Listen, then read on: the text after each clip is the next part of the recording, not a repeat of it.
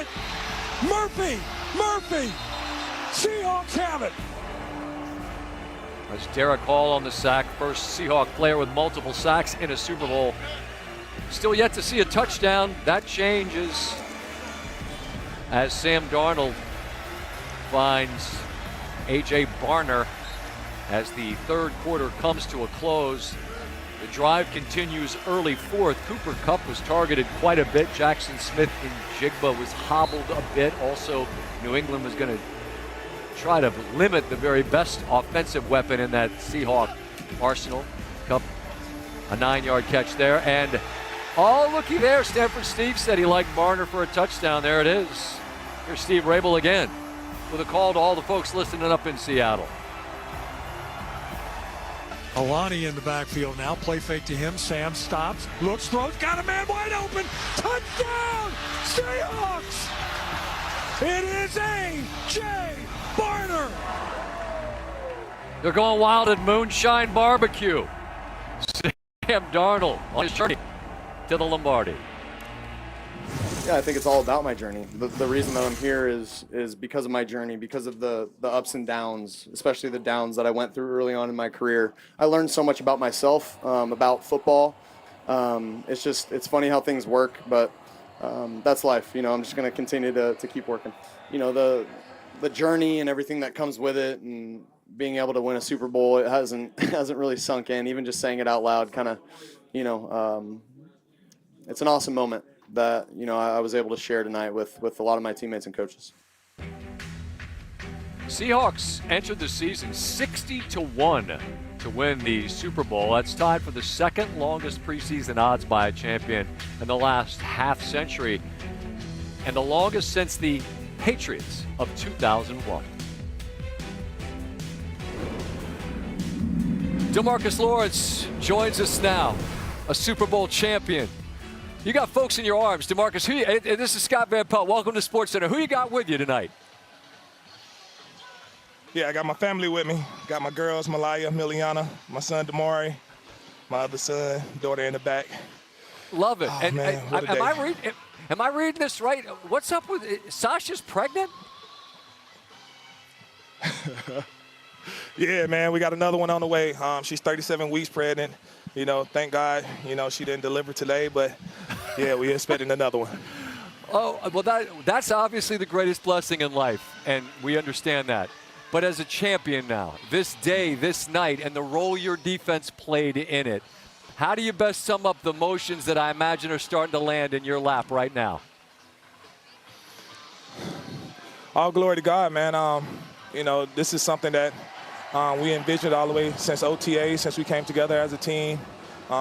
We knew what we had in our locker room. It was just all about going in, week out, proving ourselves. And, you know, we was able to make it to this moment and make a statement.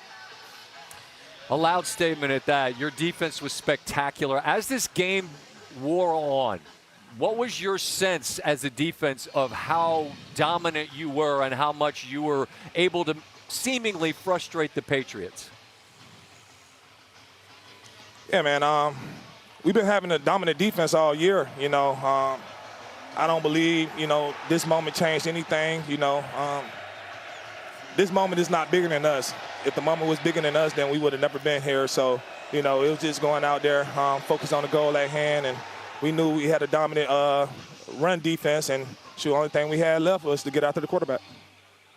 And you guys did that. I mean, it was 6 or 7, depending on how you want to kind of grade the Witherspoon. Was it a fumble? Was it whatever it was 6 for your defense. And that by that point, the party was on. As this game is clearly going to go your way, what are those final moments like as you realize that this is a Lombardi that's going to be in your hands and in your team's hands?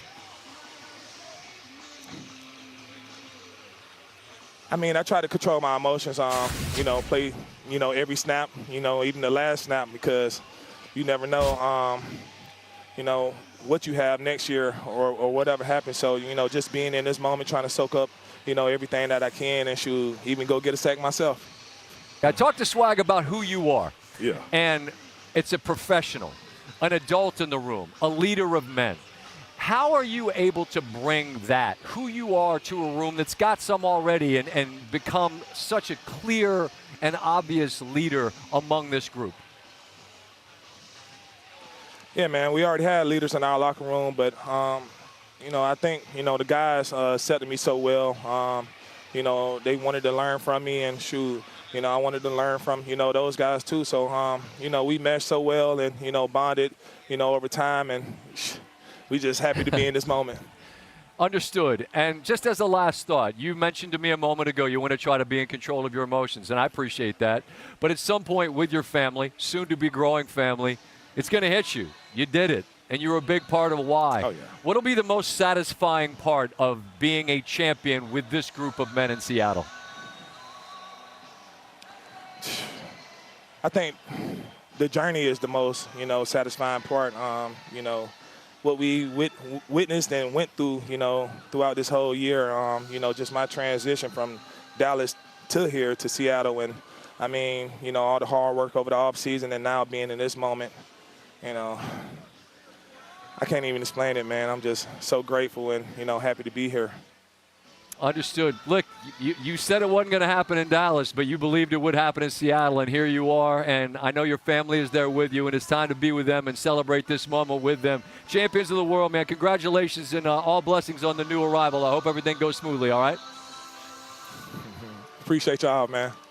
Really took the Patriots out of it in so many ways, but Walker had 2 significant chunk runs, one for 30, and then a few plays later, 29 on the way to 94 first-half rushing yards. The Patriots had 51 yards in the first half and just 4 first downs. You see, that's the most by a player and a half in the Super Bowl since Timmy Smith's legendary 131 for Washington in Super Bowl 22.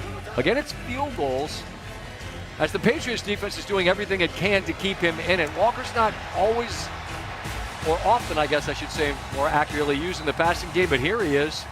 And Walker's family in the crowd, that's significant, as he'll share in a moment when he joins us. Another field goal, it's 12-0. Now 19-7. Again, it's a toss to Walker. And you remember Zach Charbonnet throughout the year, he was the guy that was used quite a bit. Walker, at times in the season, was kind of used sporadically, but he came on in such a force late in the season, particularly in this one, 161 scrimmage yards. He is the MVP winner as Seattle knocks off New England. We are joined now by the most valuable player of Super Bowl 60. It's Kenneth Walker. I talked to your head coach, and I asked him if he could have ever imagined when he was a GA at Georgia in 2010 that he'd be a Super Bowl winning coach at 38. I'm asking you, if when you woke up this morning you dreamed the dream that you'd be the most valuable player in this game, Kenneth, is it real?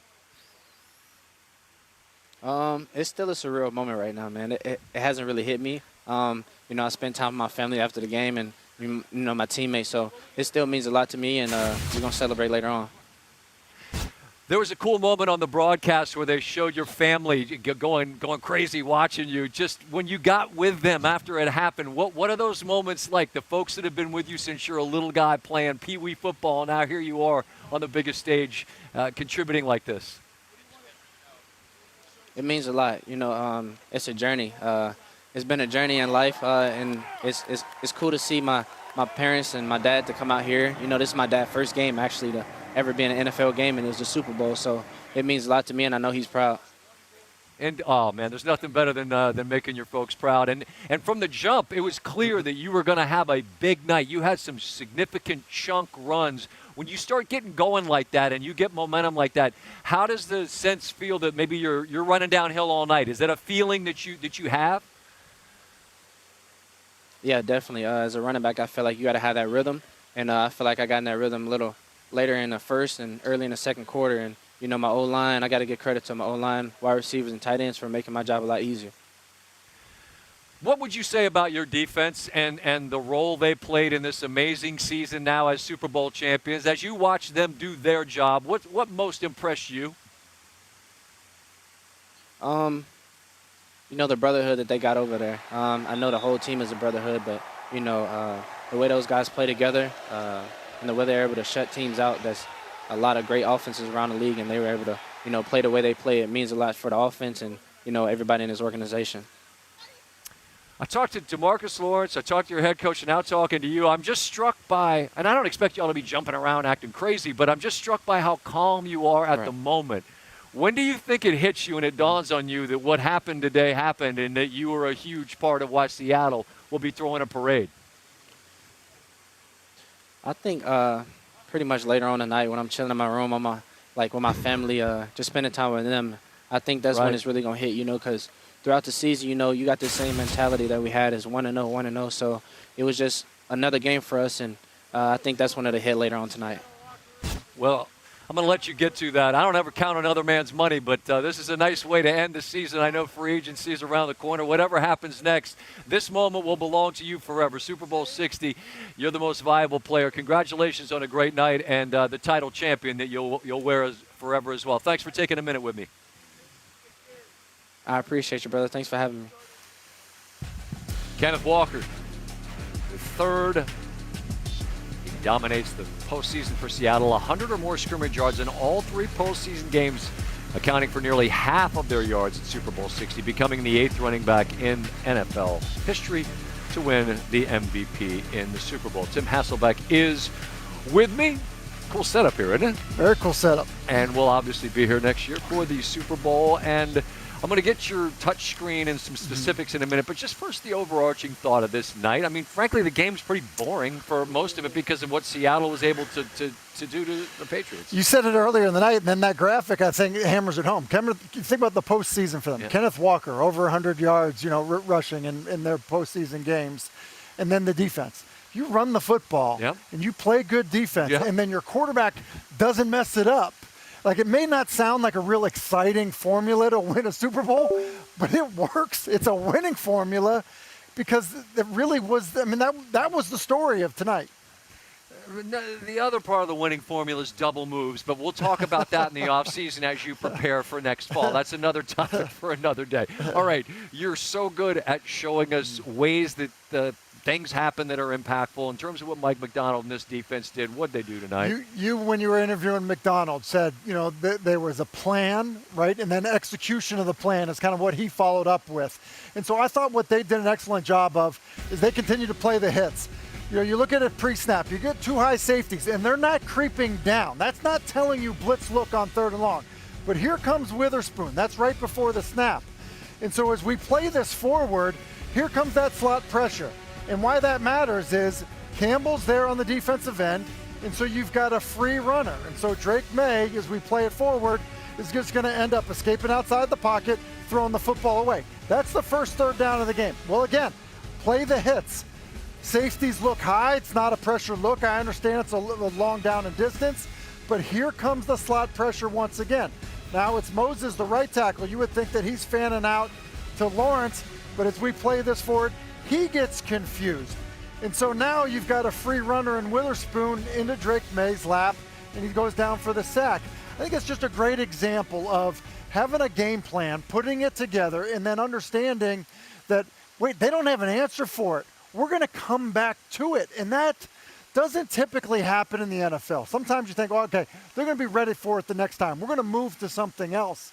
Seattle didn't do that. Credit to Mike Macdonald for saying, look, you're going to have to prove to us that you have an answer for it. They didn't. Otherwise, you're going to get it all night long, which is what they did. I was scribbling down some notes about quarterbacks because this game so often is a night. Steve Young goes wild, 6 touchdowns. Yeah. Joe Montana had 5, and I look at the quarterbacks who had 4. Brady, Aikman, Doug Williams, Terry Bradshaw. Often it's quarterbacks going crazy. Sam Darnold did not do that tonight because he didn't have to.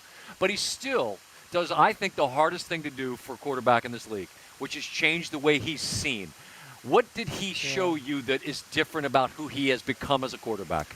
I think you have to understand this. A highly recruited kid coming out of high school, No goes doubt. to SC. Every quarterback is coming out of SC in that era. First-round draft pick, and then he absolutely fails. And everybody said he failed. Yeah. And to deal with that, to be able to fight back from that, I heard him talk about how really his parents continued to believe in him, which allowed him to believe in himself, to keep chasing it. That's the only, I don't know how else you can kind of fight through that when everyone is telling you, hey, you're not good enough to be a starter. His 5th team, because it didn't go from, Jets to quick stop in Minnesota to here. That's not what happened. The journey to this was quite frankly a brutal journey where he was fighting for his career to prove that he even belonged in the National Football League. That takes an incredible amount of belief in yourself and then also just mental toughness. The other side of the ledger here is Drake Maye, who's had a different path, also taken third, but has immediately gotten to this stage in his second season. And we shared the emotion that I think struck the guys as being the kind of stuff that's a leader of men and impressive stuff. This was not his night. His shoulder was banged up. Just how much, we don't know.